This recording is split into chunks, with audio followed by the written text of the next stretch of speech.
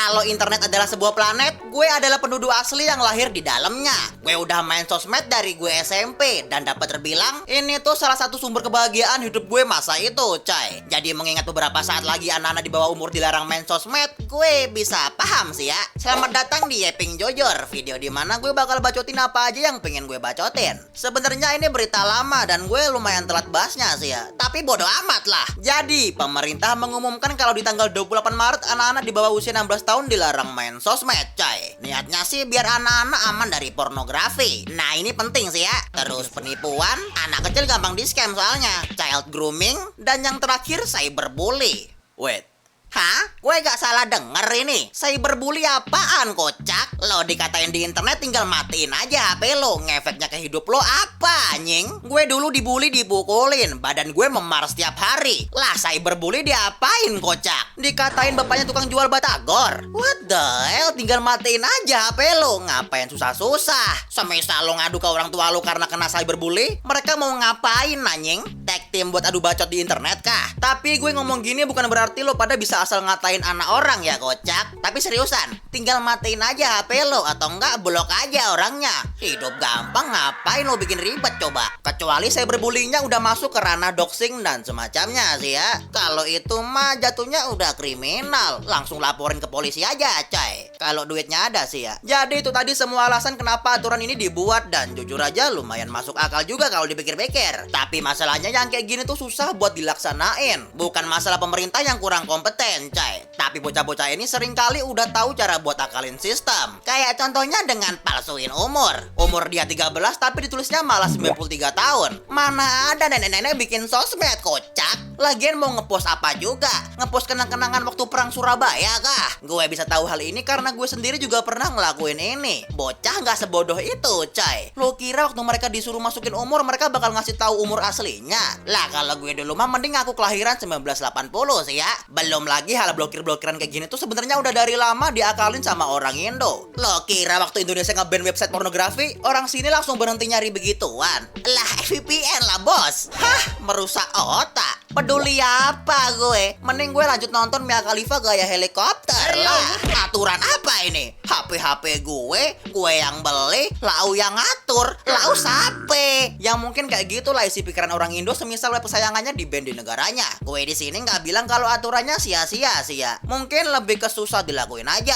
Peraturannya bagus kok, coy. Tapi nyatanya kan nggak segampang ngetok palu sama ganti batas usia. Bahkan peraturan kayak gunain helm saat berkendara aja masih banyak yang ngelanggar kan. Itu padahal sampai ada polisi yang jaga loh. Lah aturan yang kayak gini mau gimana jaganya coba? Dikira user internet di Indo cuma ratusan doang. Tapi ya mungkin ini bisa jadi counter argumen kalau semisal ada anak-anak susah dibilangin buat gak main sosmed. Woi, jangan main sosmed. Lah emang kenapa HP gue? Makan nih aturan. Sebenarnya hal kayak tadi tuh gampang dihindarin kalau semisal orang tua Indonesia mau ngawasin anaknya waktu main HP. Tapi apa yang lu harapin dari orang tua Indo? Bikin anak semangat tapi giliran ngedidik malah diserahin ke HP. Mungkin itu yang jadi motivasi buat mereka bikin peraturan kayak gini. Tapi untuk kasus ini gue jujur aja lebih condong ke nyalain orang tuanya sih ya. Hal beginian tuh harusnya kewajiban orang tua, bukan pemerintah, coy. Fakta kalau pemerintah harus ngurusin beginian kan tandanya udah nunjukin kalau orang tua zaman sekarang emang kagak becus ngurus anak. Gue ngomong kayak gini pasti bakal banyak yang ngatain karena nyatanya ya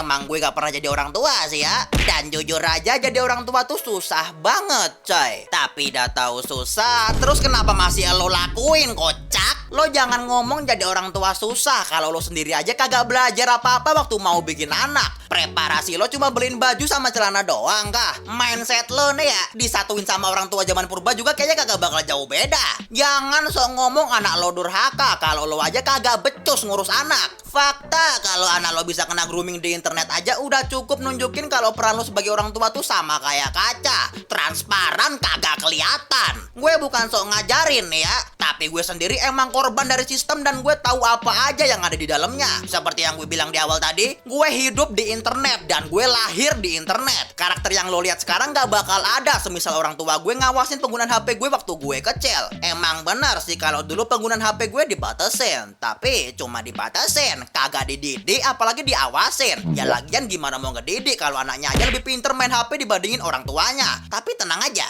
gue gak benci orang tua gue kok, coy. Love you, bapak.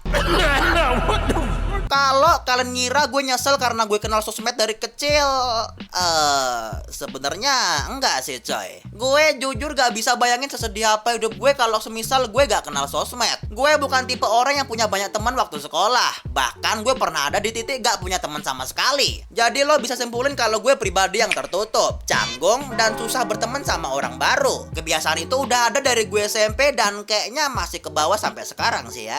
Pantesan gue dibully. Tapi itu hanya berlaku di dunia nyata. Kalau di internet, sama aja sih ya. Bedanya mungkin kalau di sini gue bisa sedikit lebih gampang buat ngobrol karena tinggal ngetik dan gak usah ngomong langsung depan muka orangnya gitu ya kan. Jadi sosmed ini lumayan membantu buat gue yang dari kecil susah dapetin teman, coy. Jadi jujur gue agak sedikit kasihan sih sama bocah-bocah SMP yang mungkin relate sama pengalaman gue. Di rumah gak diawasin orang tua, di dunia nyata gak punya teman, di internet malah di-ban. Terus kehidupan sosial mereka dapat dari mana?